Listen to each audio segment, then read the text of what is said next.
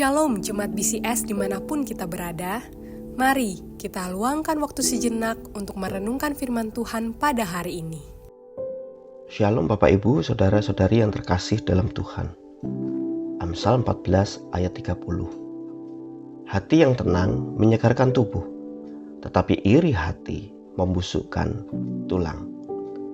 Bapak Ibu, Saudara-saudari yang terkasih dalam Tuhan. Berapa banyak di antara kita yang kita itu lebih mudah menghitung berkat Tuhan atas diri orang lain daripada kita menghitung berkat Tuhan atas hidup kita sendiri. Kita lebih banyak menghitung apa yang dimiliki oleh orang lain, dan kemudian kita menjadi sedih ketika kita melihat kondisi dan keadaan kita sendiri. Bapak Ibu, Saudara-saudari yang terkasih dalam Tuhan, Amsal 14 ayat 30 tadi yang kita baca, hati yang tenang menyegarkan tubuh, tetapi iri hati membusukkan tulang. Amsal ini mengatakan bahwa iri hati membusukkan tulang. Apa maksudnya? Bukankah tulang adalah penopang untuk kita berdiri dan bergerak? Itu berarti iri hati itu menghancurkan kehidupan kita, menghancurkan rasa syukur kita, dan juga menghancurkan sukacita kita. Namun sebaliknya, firman Tuhan mengatakan, hati yang tenang atau hati yang bijaksana menyegarkan tubuh. Amsal ini mengungkapkan bahwa lawan kebijaksanaan itu adalah iri hati. Hati yang tenang atau bijaksana dapat menerima diri, tidak perlu membandingkan diri dengan orang lain, yang kemudian berujung kepada kita kehilangan sukacita dan damai sejahtera, bahkan kesehatan kita.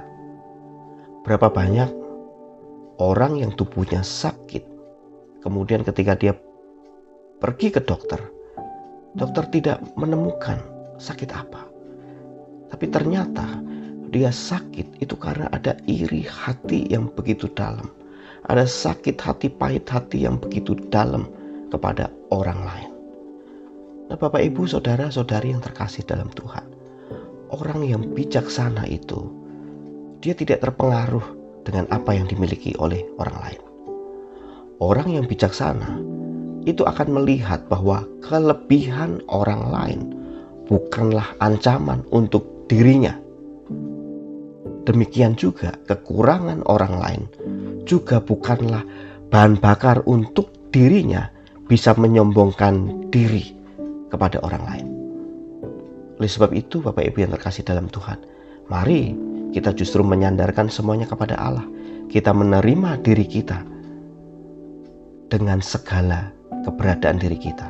Dan mari hari ini kita belajar menghitung berkat Tuhan yang masih diberikan kepada kita, sehingga kita meluap rasa syukur kita atas berkat yang Tuhan masih berikan kepada kita.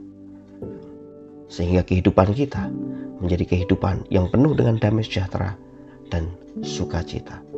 Bahkan di dalam keadaan kondisi apapun, mari kita bisa melihat karya Tuhan atas hidup kita. Amin. Mari kita berdoa. Bapa di dalam surga, biarkan hari ini menjadi hari di mana sekali lagi kami akan menghitung berkat demi berkat Tuhan. Kami tidak ingin jatuh ya Tuhan di dalam satu sikap iri hati yang menghancurkan kehidupan kami. Sebab kami tahu bahwa setiap orang ada berkat tersendiri yang Tuhan berikan. Oleh sebab itu, sama juga Tuhan memberkati orang lain. Tuhan juga memberkati kami hari ini, dan kami akan berjalan dengan menapakinya bersama berkat Tuhan, dan Tuhan sendiri yang berjalan bersama dengan kami. Dalam nama Tuhan Yesus Kristus kami berdoa dan mengucapkan syukur. Amin. Demikian renungan harian kita pada hari ini. Mari kita terus rindu menjadi murid Kristus bersama keluarga Allah. Tuhan Yesus memberkati.